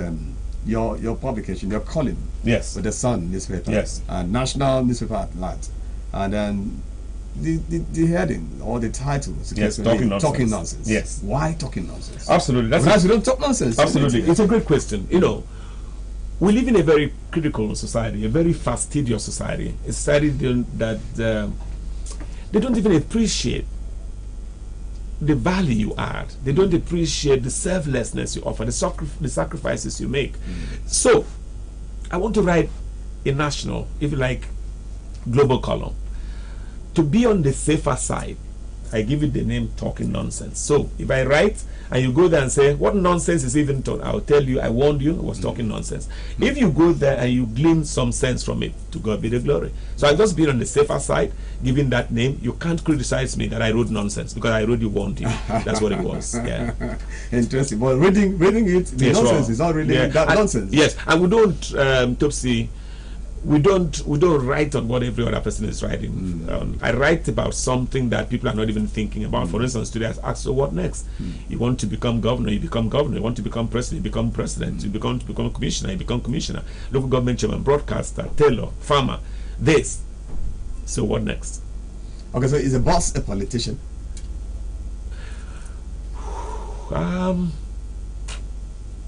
Okay, I'll come back to that question. Yeah, Let's see if you can pick this caller. Okay. Because you kept saying that you're not a politician. Yeah. and you Yeah. wouldn't want to be a politician. And, okay. I'm a broadcaster. Okay, yeah, we know that. Yeah, I'm a professional, just doing politics because I consider politics as the only other greater platform on which you can do greater good to a greater number of the people. That's why I'm here. Okay, so are you going to combine that with the president of large Bush House Nigeria? Yeah, especially come on board of 87.7 FM? No. It would depend. I would not hold two positions, never at the same time. Okay. It's either I'm doing that or I'm running the station. If I'm involved in any way in politics, I will not be running the stations directly. There will be a team to run the station. Yeah. Okay, there will be a team to run the station. Yeah. it does look like the network is really giving us so much Yeah, trouble. we just Perhaps get by. everybody's calling at the center, Right. so having clashes, you know. But all the same, if it wasn't Bush House Nigeria, Yes. would it have been something else? It would have been Bush House Nigeria. If I Bush wasn't House doing- Nigeria or no? It would have been Bush House Nigeria. If not Bush House Nigeria, it would be Bush House Nigeria. That's why people have asked me, if you didn't do broadcasting, what else? It would have been broadcasting. Yeah. Yeah. Interesting. I'm conscious like that. I'm sure-footed like that. I'm deliberate like that. I'm here because I want to be here. I'm doing the things that I set out to do. I'm not here by any mistake or by lack of what to do or not to do and all of that. You know, I thought you were going to talk about my 10 years in Abuja. Okay. I was in Abuja for 10 years. You have a call? Let's see if we can get the caller online. Hello, good afternoon. Morning, beg your pardon. Hello, good morning. I'm rather hearing myself. Are you there? Okay, yes, Bush. Yes. Boss. Yes. What will we talk about Bush House Nigeria, Abuja, 10 Yeah, years sure. Abuja. Yeah, Let me see if we can get this one as well. Yeah. Hello, good morning. Okay, I think it's the same thing. Yes. Hanging calls. Yes. Yeah. Yeah, so I was in Abuja for 10 years, and those 10 years taught me something critical. You know, Nigeria is too far. People don't know. When you sit in this, you are. I hope you don't mind. States. No problem. We'll try and get it. Okay. Hello, good morning. Okay, yes, go ahead. Yeah, so when you sit in these states, we should love ourselves more, concentrate more on building Akwa Ibom. When Akwa Ibom becomes better, Nigeria will become better. You know, don't sit here and be saying, oh, this, that. Don't ever dream. Do you understand? That's number one. Number two, I also learned that you may be called to the world. You may have a national call, as it were, or a national calling. Oh, but you need a local place, a local position to achieve that call. I've been called to media globally, but Akwa Ibom is my primary constituency. If Akwa Ibom gets good with media, the rest of the world will benefit more, and that's why I'm here, and I'm going to be here until the end of time. Yeah. Are we looking at a broadcast house that has trainings? Absolutely, absolutely. I told you about a special kind of school, of course. Absolutely. Even the place we have acquired, the land we've acquired for it. When you look at it, you will understand the vision. So in no time, we'll be seeing another NBA in your NBC, you mean NBA, that's Nigerian Broadcast Academy. Okay, we have in Lagos. Will be happening in Akwa Ibom, and many other people from other states will come down here. I'll be more than just Broadcast Academy. Will be more. As much as I can tell you, as a language, leadership, and business academy. What does that mean? Wow. You give people. I'm not giving out a trade secret. Okay. But I believe that people should get to. There should be a school that trains people how to speak.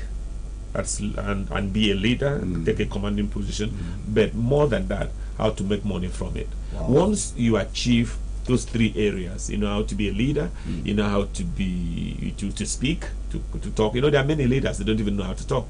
You know, sometimes they even talk and you're wondering, is this one my leader and all stuff? You know, and then there's the business angle.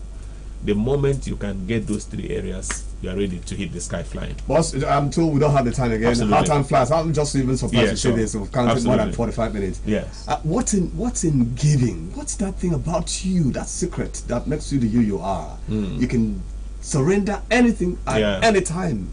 What's it? Why? Yeah, because I there are two ways to look at it. Number one, I came to the world with nothing. At the end, I'll live with nothing. Even all these rich people, where are their children? All the people, even the people that led us, where are their children? You know, that's number one. Number two, there's really nothing you have. There's no wealth you have that when you are gone, the world will be speaking for you. It's just how you touch the lives of people and all of that. And then the second aspect is I told you earlier, the deprivations of my childhood. I grew up in, I was going to say stupendous lack, stupendous poverty. You know, I know poverty. I lived in a fishing port, no electricity. In fact, I didn't even know there was anything like electricity, air conditioning, and color TV until I was well over 18 years. At age 13, that's when I saw my first motor car. I didn't even know there was a motor car and all of that. You know, so that's the kind of childhood that just told me, I mean, what is even it? Today you are this, tomorrow, for instance, our immediate past governor, where you see, even the people that he made sure survived. I'm sure when you mention his name today, and they are not at a a good place to mean the current masters, the current holders of the yam and the knife, the current holders of the yam and the knife. They will not say a good word about him. They will just say, leave that one, we see. So what really matters in life? So you mean you don't do this consciously or unconsciously? It just drives you. Giving drives you. Well, almost. It's immodest to answer that the way I want to answer it. It will be modest because it's just like somebody saying, "Oh, I'm a very humble person." Humility doesn't announce itself. Do you understand? A giver should not say, "Oh, I'm a giver. Oh, I like to give. My life is about giving." No, I wish I could say that because that's really what I would like to say. The boss, I think it's a good way to leave it there. Fantastic. But unfortunately, we've not had even one call. Yeah, and they have been calling. They've been calling. I mean, but it hangs. Just like sure. this one, the same thing again. So it's rather unfortunate. But we apologize for your, inability to pick your calls. It's not intentional. Some days are like that. Right? Yeah, some days are like that. There's so many of them. The moment you said something about calls, it started coming. Yeah. And I don't know if it's the Still can't receive it. It's hanging Network right sometimes now. like that. Okay. So we appreciate you, President at large. Bush House Nigeria. I love that. It's ID James who gave me that time. Oh, I love really? it. I love it. I was about asking you why the president at large. I mean, it sounds very unique. Yeah, sure. I'm absent. I'm president, but I'm absent. I don't run Bush House Nigeria. And everything is going on. I don't even sign the checks. And everything is going on. You have to sign the check. It was very nice to be here. Thank you so much, Bush. Thank you for your time. Very nice to be here. Very nice to be here. Yeah. So that's it on Pathfinder for today. Looking forward to another beautiful time. Next Monday, we'll be right here with another personality. My name is Etu Ikon. Just stay tuned as we continue with the rest of Pathfinder.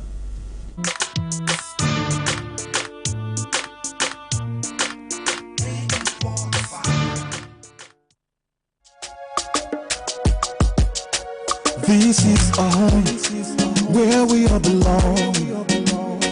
The place where life is beautiful. The peaceful ambience we enjoy when we live together in unity and love. It's only man and you know. We go stand together, we go make them better. We be brothers and sisters, no matter where we day. It's only man and you know.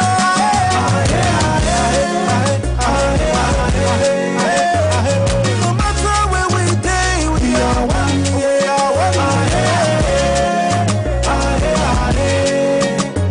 Let's live together in peace and harmony.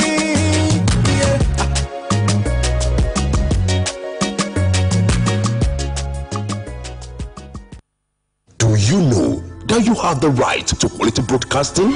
The National Broadcasting Commission says any person, group of persons, or organization aggrieved by the content of a broadcast or the conduct of a broadcast station may lodge a complaint to the station and all right to the Director General, National Broadcasting Commission, number 20, Ibrahim Taiwo Street, Asokoro, Abuja, or send a mail via info@nbc.gov.ng. Please ensure that your complaint includes name of the broadcast station, title of the program, date and time of broadcast, and essence of the complaint.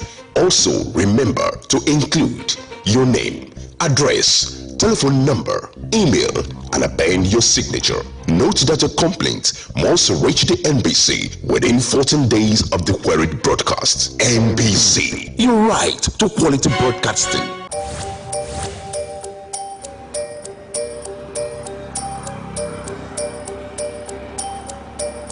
I just want your papers, please. Sir.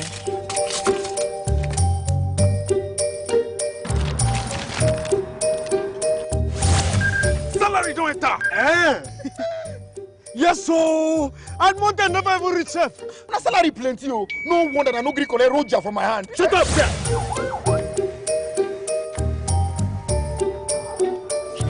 I'm here to bail my younger brother.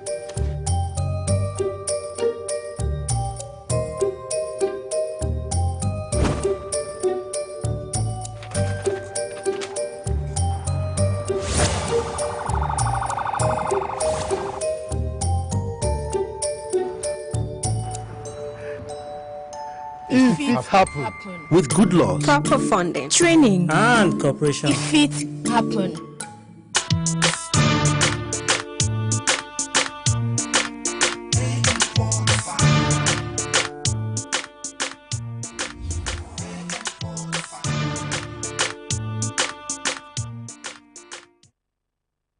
I can assure you that God is blessing us with people in Akwa Ibom states. We are blessed with people with open minds. Aparawa, Michael Bush is one of them. We are so blessed to have him around us. We keep praying for God to keep him for us and give him a long life. Yes, it's another segment of the program, and this is the You and I segment.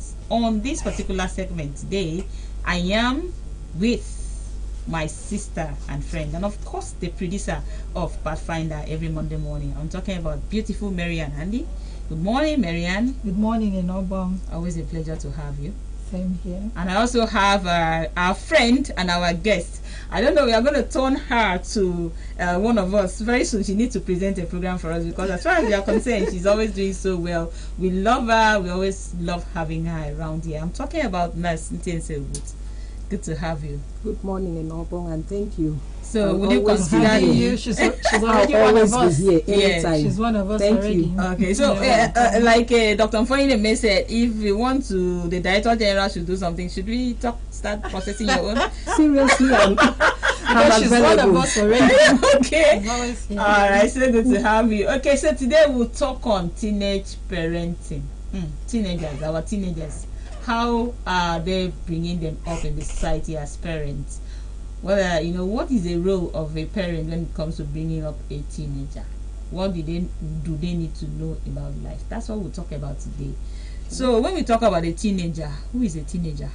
Okay, a teenager is a child that is from the age of 13 to 19. Okay. That's the teenage age. That's the teenage age, 13 to 19. And so at this one, we are talking about a child that is done with primary school, done with secondary school, or still in secondary school. Still in secondary school, and from sometimes 13 to 19 and they will graduate and about going for university. I think it depends on where and when they started. Okay. Because some children, even at 17, 18, they're already in the university. Okay. Yes. So as far as you are concerned, that's the age range for teenagers. Yes. Now, so at this point, we are going to talk about parenting. Parents bringing up these teenagers, and I know you will speak with experience when it has to do with bringing up teenagers. So in the first place, we want to start first. Is there anything wrong in the way some of our teenagers are being brought up in the society today? Let's start from there. All right, I think I can say something about that. I'm looking at the teenage period, like Mary Ann had already said. Okay. Between the ages of 13 and 19. Okay. They are neither children and neither adults. So they are torn between being the child and then being the adult. So it's kind of switching. They want to be treated as the adult, but there are times that they relapse to being the child because they want also to be taken as someone's child. Okay. And as such, you see 1 minute he or she will be the child, and the next minute will let you know I am an adult. And that's where they want to act and showcase their independence in everything, from their dressing, the way they are addressed, the freedom they have to move about, and that's where we get to where and how parents can treat them. Okay. So looking at what we've just said, he or she is neither a child and not an adult, but wants to claim both rights. Wants to be entitled to being your child. Mom, I'm your child, you know. Mom, I need this, remember I'm your child. Still have to provide. Sure. So at that point, they are now expecting that you give. How do we give? Okay. Remember, we've had a series of programs on children, and we were talking about it as a parent. It's not just about bringing forth, birthing this child as a mother and as a father, but it goes a long way to providing them with love, because that's number one thing any human being needs. That love, acceptance, appreciation. And then we can now talk about food. We can now talk about water. We can now talk about shelter. Okay. And every other thing that needs to make life go round. So they need those things, but we don't need to over provide for them. Okay. That's talking about over pampering, because at times parents go out of their ways because they want to give. They are so scared and afraid that they want to provide their children with everything they need, even those ones that are not really a need. Within their reach. to even even when it is within their reach as parents. But there are some that are not that may want. Okay. That wants, that cravings, which we know very well. Now I cannot afford it, or even when I can afford it, there's a way we have to interact with this child or this adult in the making to understand that this is not is what they will live with the rest of their lives, because they are neither here nor there, neither children anymore, growing to adulthood. You understand? So whatever you allow, you have to still maintain your standards. You don't have to lower your standards to please your child, so that the child will not be angry or whatever. And to add to that, I'm just going to be sitting down here and let the conversation flow. Okay, let's go. Remember that at some point these children were looking up to the parents as their role model. And this time you're talking about both parents, father and mother. Yes, both parents. So, but at this point that they are now neither children or adults, they are now exposed to the external influences. Friends, which peer pressure is very important in growing up. At this stage. So we cannot expect them to really be that child. That's from the parents now. We cannot expect them to really be that child that we raised. You were talking about being firm. Yes, we have to be firm and consistent. Exactly. We don't have to conflict. Today you say you must return home, be back. Because maybe she gave excuses or he gave you excuses why he or she didn't come back by that time, that the time frame you kept for him or her to be coming back. Okay, by talking about being firm, you keep using the word firm. Are you talking about setting standards? That a child should follow. Do not lower your Can standards. we compromise the standard? Can we be permissive when it comes to standard? When we say the standard, what should we do for the teenagers? You said this by 7 p.m. I should be in the house. No, they have to work towards keeping to that time. You understand? Let them rather suit your directives, because you are still a parent. You are still, have this authority and right over them. So you still have to be firm. Let's be careful. Remember, we are talking about people that are metamorphosizing into adults. So not why we are saying that. There's something I want to ask when it comes to standards.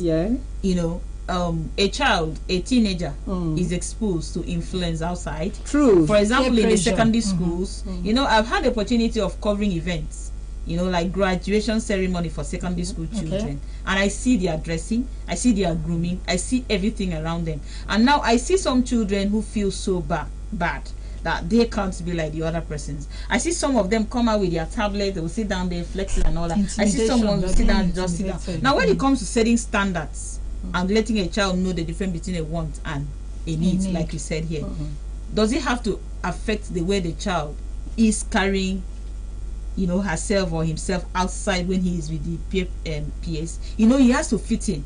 This is a society we are talking about. So every child has to fit in with what every other person is doing. And you're talking about standards. Would they feel that it is too much for them?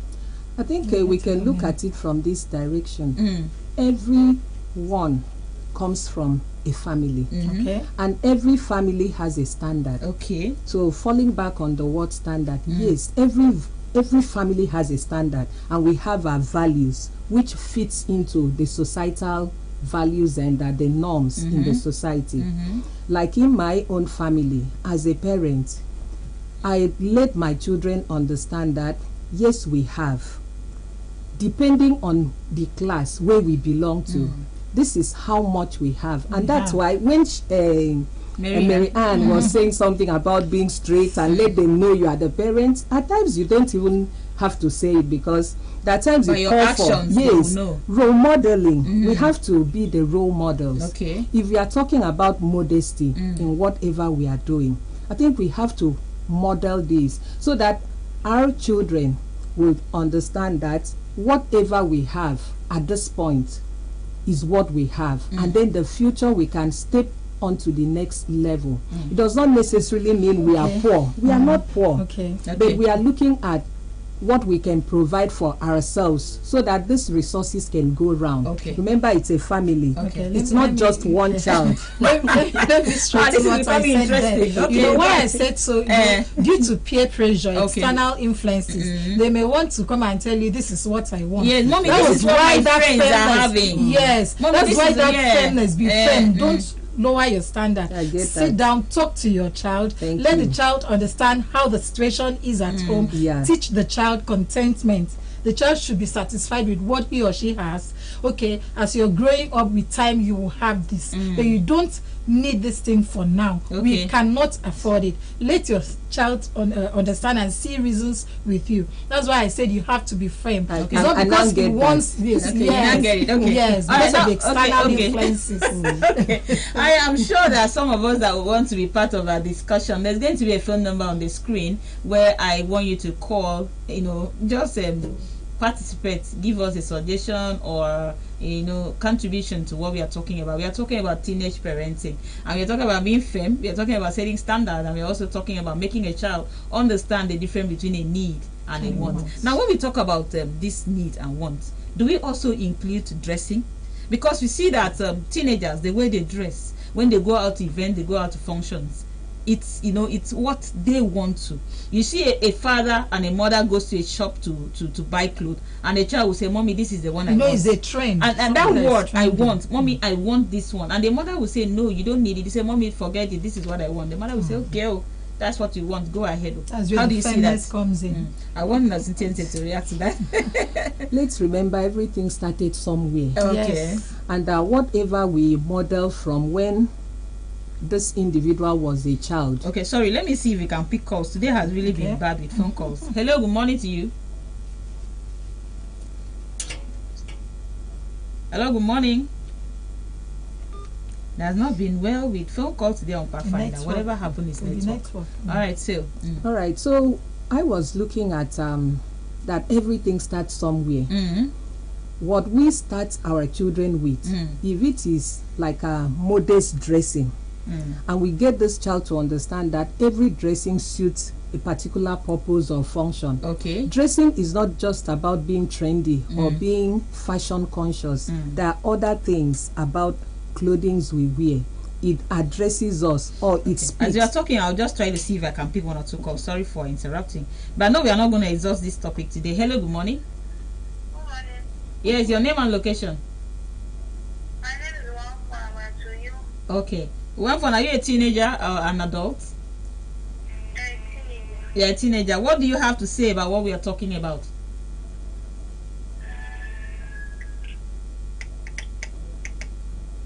Wamfon, are you there?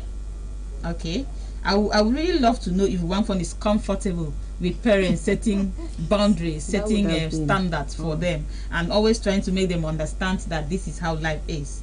But let's see if we can pick one or two calls and see people's reaction. Hello, good morning. Yeah, we do. Let's just see how it goes. If we can talk to one or two persons. I would love a teenager to call me and tell me how he or she feels about what we're talking about. Hello, good morning. Good morning, ma. Yes, your name and location. My name is Emedion. Emedion, are you a teenager or adult? I'm a teenager. How old are you? I'm 13 years. Okay, that's you're just starting. How do you feel about what these aunties are talking about? Okay. I'm sure we just heard that she's 13 years. Sounds like a girl, right? Okay. So let's keep going. See if I cannot pick this one, then we'll have to do away with phone calls. Hello, good morning. Hello? Yeah, good morning. Okay, so let's continue. Enough of phone calls. Our time is almost up. We are not going to pick calls again. So let's see how it goes. Okay. Okay, we were talking about how we start up with these children. Because what we drive into their subconscious mind goes a long way, even when the parents are not there with them. They would be able to understand that there is a purpose for every attire they appear in or they appear with. And as such, modesty will be what guides their choice of clothing or their appearance. But at any point that we miss it, we are not able to get a child to understand the purpose of wearing clothes and that there are reasons that every cloth or appearance serves in the society. Okay. At that point, this child will be able to understand that it's not just about being conscious of the trend or whatever is like we'll call it reigning. Yeah, what is it's trending? not about what is trending. What is trending, yeah. Because you can see at some point, you see the clothing that are meant, in vogue. Thank you. Okay. So it's not just about what is in vogue, but it's about, is this clothing serving the purpose where you are going to? Like in most churches, you see that the youngsters will come in, the teenagers will come in, and they are given, like in my church, they will give them another branding. If it were to be strapless or whatever that does not cover them properly, you'll be provided with a scarf and you tie on your shoulder. But why should someone wear that kind of clothes to church in the first place? That's what because we are talking about trend, what is in vogue. Okay. But by the mercies of God, we are here to real mercies of God. Because at this point, you can't really run after them when they are not at home with that's you. True. Remember, at some point they are living and they are in school. After all the debating and the educating them, they will still get out there and they are pressurized in one way or the other to flow with the trend. So at that point, the society now, we have to see how we put our hands together to still help them to understand that this is not where it should be or how it should be. And we don't need to shame them or to make them feel inferior or to assault or harass them. There are some of them, on a very serious note, they never understood the implication of what they are doing. Okay. So I believe that as adults, we need to model what is appropriate. You use the word model. You used that word before. Using the word model. That means that the teenager will want to do exactly what you do, not what you say. That's the word modeling. Of course. Okay, so as parents, you have to live by example. They have to live by example. Okay. So you cannot correct a child when you are always indecently dressed. That's true. The child will look at you and then wants to understand if you are normal. They are imitating what the adults are doing. Okay, as I said earlier, this particular time is not enough for us to go through this particular topic. We'll, by God's grace, mercies of God, like you said, come some other time to talk about it. But now we have few seconds to go. Please, your advice for parents who are bringing up these teenagers. All right, parents, I would love to say this. It's very interesting parenting a teenager when you know how to go about it. There's no need for us to conflict or fight with them. It's rather very sweet being their friends, because when we are able to understand them and they get to understand us, we will always have our way through in a very interesting environment. We have to learn how to resolve issues. Don't ever let your child carry that grudges of you trying to discipline or correct him or her into the next day. Let's see how to call them and let them understand we love them. But it was just that we reacted wrongly, because a lot of times we react wrongly. So let's learn how to own that responsibility of calling them, because they are taking after us. Now, the way I handled that issue, it wasn't about you, your personality, it was about the way you dressed. Okay. All right. Look, so let's see, let's not dress that way again, because it speaks bad of you in the society. Okay. See, there are two things now. Okay. Her dressing and her person. Okay. And at the end of the day, both are able to be handled. All right. You know what? We are going to have enough time to talk about this, and I know that by that time the network will allow us to pick calls, because I would love teenagers and the parents who are bringing up these teenagers to also be part of it. Marianne. Okay, what I would like to say, to add to what she said, let the communication line flow. Okay. With your child, with your teenage child, because parenting them is very sensitive and then challenging too. All right, so true. Flow with them, communicate with them. Okay. Let there be no gap in communication, so you get to know and understand them better and bond with them. All right, so there's no time that is late for anything when you set up your mind to do what you want to do. Thank you so very much for being a part of today's show. It has been Pathfinder all the way. We've now come to the end of the road here. We draw the curtain on today's edition. On behalf of Mary and Andy, who is a producer of today, and every other person that made it possible, thank you for watching and have a beautiful day ahead of you.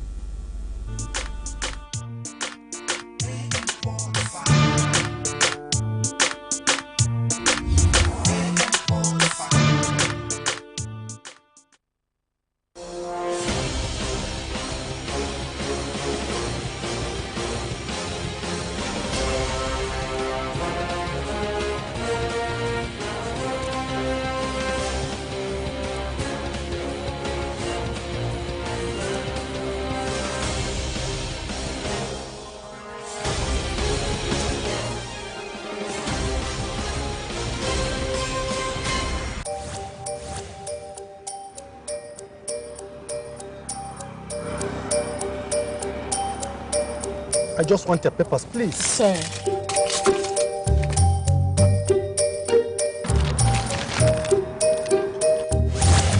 Salary don't enter. Eh? Yes, so and month never even reach chef. Na salary plenty, oh. No wonder I no gree collect roja from my hand. Shut up, sir.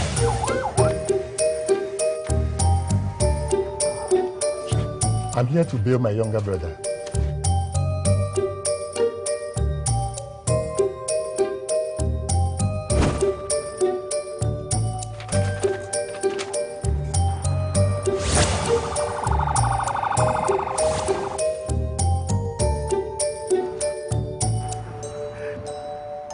If it happen. With good luck, Proper funding, training, and cooperation, if it happen.